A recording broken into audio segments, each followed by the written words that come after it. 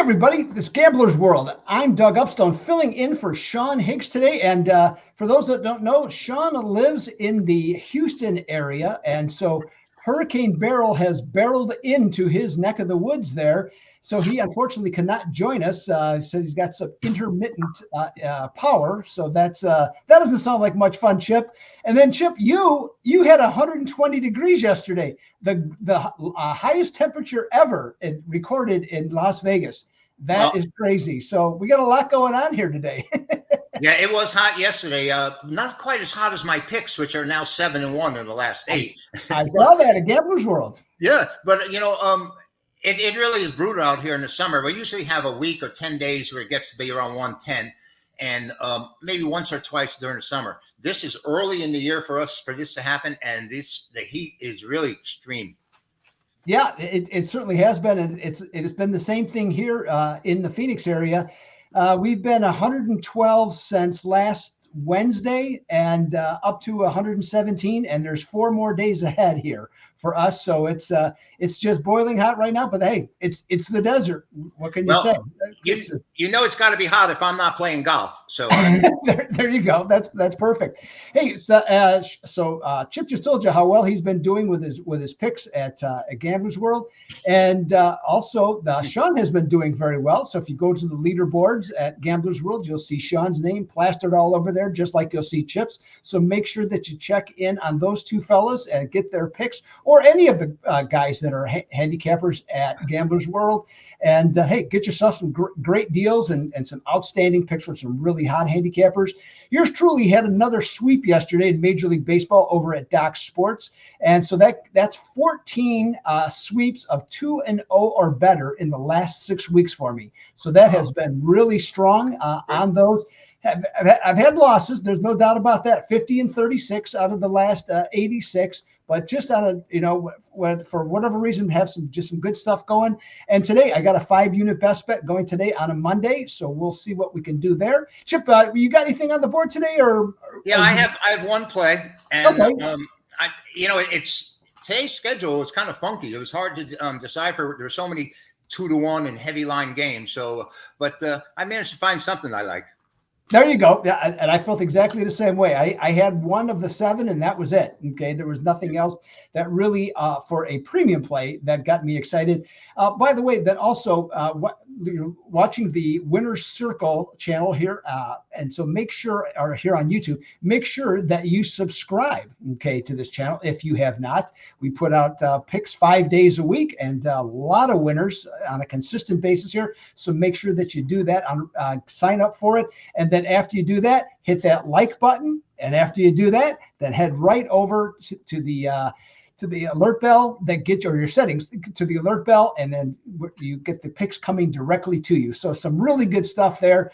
All right, let's talk a couple things on baseball before we get to our picks, Chip. Let's see. One of the things that occurred was a lot of big scores over the weekend. Okay, yeah. Some 14s.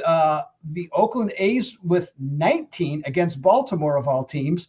And the odd thing about that was the 2 highest scores this season in Major League Baseball have both been by the Oakland A's, 20 and 19. That's just remarkable.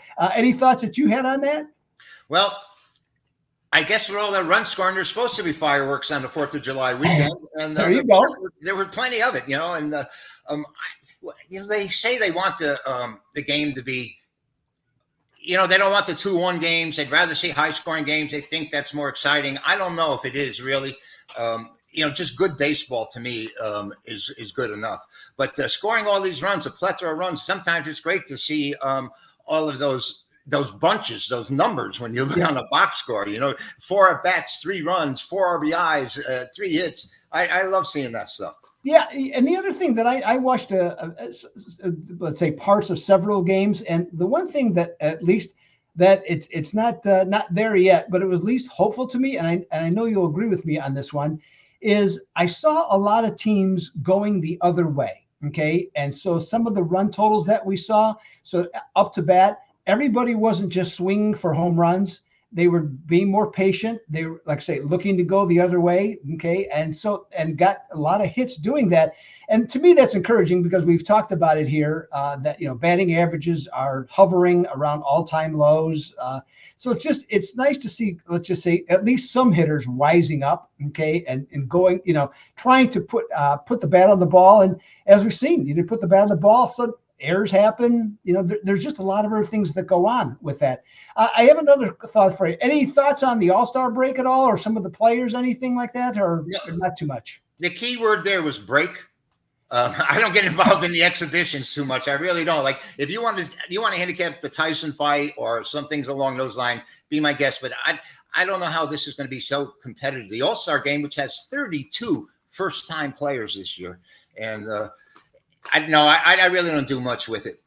Yeah, I don't either. In fact, if I had to say, there's three things in the world that you can be assured of right now.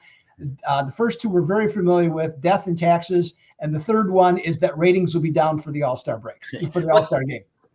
Oh, Doug, they've gone to where, one of the ambiances and the great parts of being at All-Star games. I've been to two of them. I was one of them in Shea Stadium. And to see these players, these great players, come out in their team uniforms, be it the Yankees, the Cardinals, the Cubs, whatever, it's really thrilling, especially if you're a kid. Now they all have they're all wearing the same uniform. And they're ugly, by the way. Yeah. I don't know why the major leagues have gone to that. I just think part of the ambiance and part of the great attraction of the All-Star game is seeing these players in their uniforms. Maybe it's a road uniform for the visitors or the home uniforms. But, I mean, don't you want to see the Yankees in pinstripes? I mean, don't you want to see that beautiful Dodger across the chest? The Cardinals, you don't see it now because they changed the uniforms. Yeah, it's not as attractive just in general, visually. And I think All-Star games in general have just lost their luster. I mean, I guess more people watch the NBA one, but, most people, even when they watch it, after the first quarter, it's 70 to 66 after the first quarter. Yeah. I mean, that's not basketball. And here's what I'll throw this out. This is a crazy idea. I thought of this morning. Is that to me would be actually sort of interesting, and maybe not even on the day of the game, but even on a Monday. How about a softball game with those guys? Slow pitch softball. Okay, you can see these guys just raking it, and they have these pitchers trying to come up with different ways to get them out by throwing high pitches and stuff like that. At least it would be amusing and something else different to see. Doug, I think maybe the only thing that I would consider, honestly, is if they have a wager, a prop, this would be, of course, on the number of players that get into the game. I mean, because there are so many now. When I was younger, you'd see games in Roberto Clemente, Willie Mays, Hank Aaron, Mickey Mantle. They would get 4 or 5 at-bats. There would be 6 or 7 players that would play the entire game. And they wanted to win. The National League and the American League, there was a little bit of tension between these two at the time, and it's amazing that what has come to now with expansion and so many more teams. So now they have to allow so many more players. And it just should be like a 15-inning game instead of a 9-inning game if you're going to get all these guys in. And some of the players don't get in at all. And, I don't think it's anything. It has anything near the attraction today that it had in the past. I would agree with you 100% on that. And speaking of 100%, well, Chip is almost 100% on his recent best bets and picks. So he's going to start things off. He's going to talk about Minnesota and the Chicago White Sox for his play today. Well, Minnesota's been in playoff bound a number of different seasons, year after year. Their problem is they usually have to face the Yankees, and then they're dead because they just don't seem to be able to play against that club. And now we've got them up against the White Sox, not arguably, definitively the worst team in Major League Baseball, 26 wins in 82 games. And the White Sox once in a while can come up with some kind of pitching, and but their hitting fails them, and then their bullpen fails them. Minnesota's been a great, they've been a great take this year. They're 51-39 after 90 games, and they've won the last 5 series that they've played in, Doug. And Joe Miranda, he's the story for this team. He got 12 consecutive hits, made it out, so they sat him down, of course. And then the next time as a pinch hitter, he gets a hit. So he's got 13 out of 14 in his last 14 at-bats, and his Minnesota team is 7-0 this year against the White Sox. Now, I would love to take Minnesota here, but you and I, Doug, and even, we talked about it with Ross. We don't lay these kind of numbers. It takes 2-3 days to make up if you lose a 2-1 game.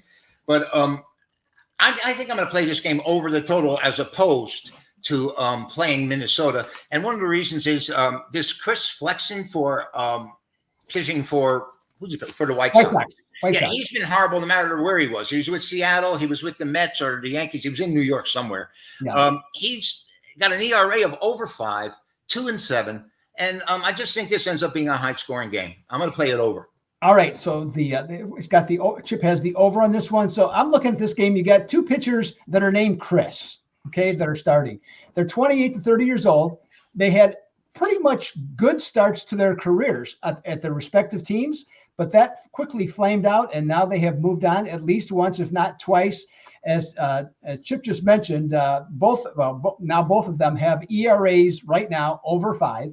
Their whips are 1.39 or higher, which is not good. Now, the Flexen one, Chris, as Chip said, 5.25 ERA.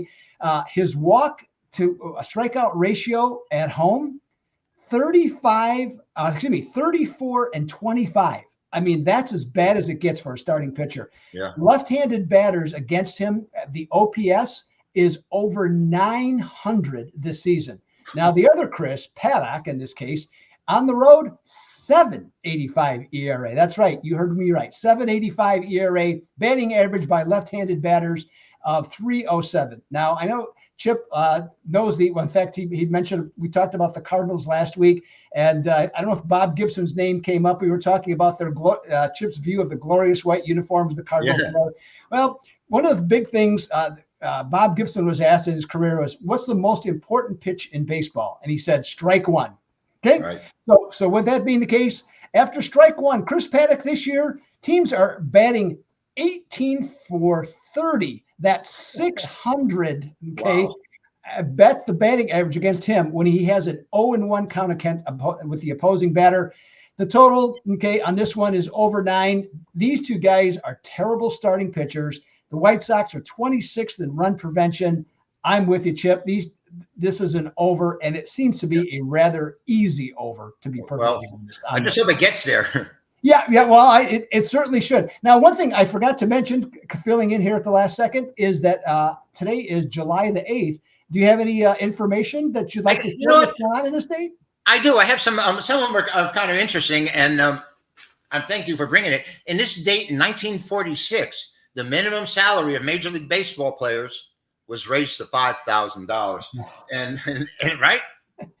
Think of it today. That's maybe when A-Rod played. That was playing 2 innings, not even. 1949. At that time, Negro players, Monty Irvin and Hank Thompson, played their first game for the New York Giants, and Willie Mays was to join them 2 years later. For the first time and only time in his career, Joe DiMaggio was removed from a game during play in 1951. This is by Casey Stengel, who ended up winning 9 World Series with the Yankees. And believe me, Joe was not happy. He had one of the biggest egos in baseball, rightly so. I mean, come on, you're Joe DiMaggio. But he wasn't too happy about being removed from a game in 1951. In 1973, the Mets were 12 and a half games back at this time. But this was the year Willie Mays came, and they ended up making it into the World Series. And on a sad note on this date, in 1991, you remember Steve Palermo, the umpire? This is the day him and his friend were shot trying to save 2 waitresses from being robbed. And very commendable, and he never really fully recovered, Steve Palermo. By the way, that's my mother's maiden name, Palermo. And to top everything, this isn't baseball, but I got it for you, Doug.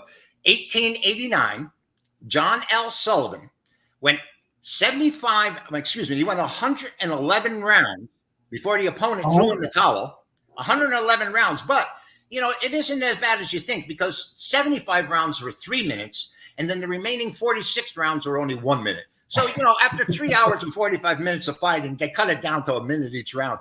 But those were bare knuckle fights in those days. Yeah. I can't imagine what these people look like after the fight. But July 8th is that's pretty much it. Most of the information about the great things that had happened on this date happened at Wimbledon. And I'm not going to give you anything about tennis. Okay. All right. So there you have it. There's Chip's update for July the 8th. Now, Chip and I are going to share Sean's, we don't know who Sean took, but we have our opinions, which we were going to give anyways. So we're just going to do it. I'm going to let Chip lead off with Atlanta right here in the desert, the red hot desert in Arizona, to face the Diamondbacks tonight. You know, Atlanta, sort of a fog around them this year. You know, they've had some injuries. They've lost pitchers. They've lost starting players. Chris Sale has come along and really saved the day. And who expected this? The last time he threw anything that was decent was 2018, and he struggled in Boston. And now he's out there, the old Chris Sale himself. I said last week when we had him that, I wouldn't bet against this guy at any point in time. And he's 11-3. His ERA is 2.71. Right now, they virtually have him slated to start the All-Star game, Doug. And his numbers are just outrageous. In 100 innings, he's only given up 72 hits, 127 Ks. And I think I had mentioned before, if you've seen him, he's electric now. His ball just seems to jump. And just love that. Arizona, I mean, what would we call? We wouldn't call this a sophomore jinx. You might call it the World Series hangover. But they're doing a lot better in Texas. They're at 500. And they've got a rookie going today who's never thrown before. This is his first major league start. I think this game stays under the total with Chris Sale. And Atlanta doesn't quite have the same firepower that they've had in the past. Right now, they don't look the same. I'm sure they're going to make the playoffs, and I'm sure they're going to be a strong contender in the end. But right now, their offense, to me, has not been the same. We haven't seen the consistency out of them. I think this game stays under. Chris Sale keeps the Diamondbacks at bay, and I play this game under the total. Yeah, this one was confusing to me. I think there's just a lot of moving parts and not necessarily in the same direction. Obviously, as you mentioned, Sale's just been outstanding. The other thing too, he now really has a really good looking changeup. Okay, that's one thing I've really noticed. That has made him a more complete pitcher. Chip was mentioning for the Diamondbacks. I think this is right. It's close anyways. Yulber Diaz is his name, and he's one of their top pitching prospects in the minor leagues. So he supposedly has supposed to be quite a good pitcher. We'll find out starting tonight. Yeah. Braves are just 20-22 on the road, not exactly locked in, coming off a rather pedestrian 5-4 homestand. Arizona has looked better. They've won 3 series in a row, and the last 2 were on the road at the Dodgers and at the Padres. So that looks pretty good. But given what the money line is, as high as it is on Atlanta, that's hard to take. And the run line for Atlanta with their problem scoring. And I'm just, the Diamondbacks, I'm just not sure. Okay. Especially going with a rookie pitcher like that. So instead, I'm going to take what I consider a safer play. Chris Sale in his last 11 starts has struck out 7 or more batters in 10 of his 11 starts. So that's very good. The total on this for strikeouts is 6.5. The Snakes don't strike out a ton at number 8, and they actually do hit lefties pretty well. But this Sale to me right now is just a different dude, period. Okay, so I'm going to go over 6.5 strikeouts with Chris Sale for the free play on this contest. All right, so let's move ahead. We got one more to go, and right. This was my game, and I'm going to lead it off here. We're talking Texas and the LA Angels in this one. After losing 8 out of 10, Texas did a 180-degree turn. Or for those that might remember Ron Santo, when he was an announcer for the Cubs, he would say it was a 360-degree turn, okay? Which, of course, makes no sense. But that was Ron Santo. But they swept Tampa Bay over the weekend. And they have been pretty much a middle-of-the-road team in terms of offense, which is a bit of a surprise this year. But they have been. But in their last 8 games, the Rangers have averaged 6.1 runs per game. The Halos recently had a 6-game winning streak. Well, that's a distant memory now, having lost 6 of the last 7. This team it's just not a very good baseball team. They're going to start Dave Daniel 1-1 with a 2.70 ERA. He's made 2 starts. One was good, one wasn't so good. The thing about this guy, though, that I literally learned today, I wouldn't say he's a prospect because he's 27, okay, making his starting Major League Baseball. Now, Texas will start John Gray, 3-4, 3.92 ERA. He was having a fine season, but he's been hit hard in 3 of his last 4 outings. Rangers are poor on the road, 18-27. the Halos are equally as poor at home at 18-26. I like how Texas is swinging the bats in general. I think Gray can control the number 24 offense. So give me the money line on Texas, Chip, for my play here. So that's my opinion on this game. Let's hear what Chip's got, what he's thinking about. I think John Gray is the key here. This Texas is more than a hangover after winning the World Series last year. There's 6 games under 500. And usually these teams, we can see them going through the doldrums the first part of the season, but usually they pick up. Now, I don't know if it's been injuries or their psyche, the way they're approaching their games, but I just don't think Texas is going to get there this year. Last year may have been an anomaly, the way they came through. I mean, they went for it. They went for all the big players 2 years ago, and they finally came through. And, maybe they're just happy with where they were. I don't quite like them this season, but I like them today with Gray over the Angels, who are so inconsistent. And really, with Trout down and Ohtani gone, the Angels really – they lack personality, I think, out there, if you know what I'm saying. I mean, when you look at them, what are you thinking? And I'm thinking ineptitude. That's what I'm thinking. And by the way, Daniel did throw 8 shutout innings against Detroit earlier this season. He's only had 2 starts or 2 games, I believe. But I think that Texas decide here because of Gray. You said in his last 4 starts. I know in his last 2 starts, he got totally racked. Got totally knocked around. So I expect him to come back with a good performance against a team that's underachieving this year. All right, there you have it. So officially, we have picks. I have for the site. Officially, we have the Texas Rangers from yours truly, and Chip has the over for Minnesota and the Chicago White Sox going today. Now, make sure, again, you stop by gamblersworld.net. They got an outstanding group of handicappers. I pretty much know every single one of them in one form or another. Obviously, Chip and Sean in particular on this one. So make sure you stop by, check out the picks on a daily basis, see what their selections are, and just, just snap it up. As for myself, again, today, and by the way, Chip also said he's got to play tonight. Don't want to forget that on Monday night. So make sure that you check that out too. Myself, again, Doug Upstone at DocSports.com. Doc Sports is almost 53 years old. And so make sure you stop by there. I got a 5-unit best bet going tonight. So see what we got. And don't forget about some golf action. In the last 4 tournaments, I didn't pick them outright, but I had the right winner, in 2 of the last 4 tournaments for golf. So make sure that you check that out. Chip, hey, it's been fun. Yeah, we've missed Sean, we've missed Ross, but hey, we've done this before. I'm sure we'll do it again. So everything's worked out great. So thanks to everybody for watching. Again, hit that alert bell to make sure that you subscribe to this channel, and that also give us a like. We're always trying to bring the best we can for you to get you the most amount of winners for absolutely free. This is Doug Upstone for Chip Chirimbes. Until next time, we will see you on Tuesday with hopefully Sean Higgs back in action.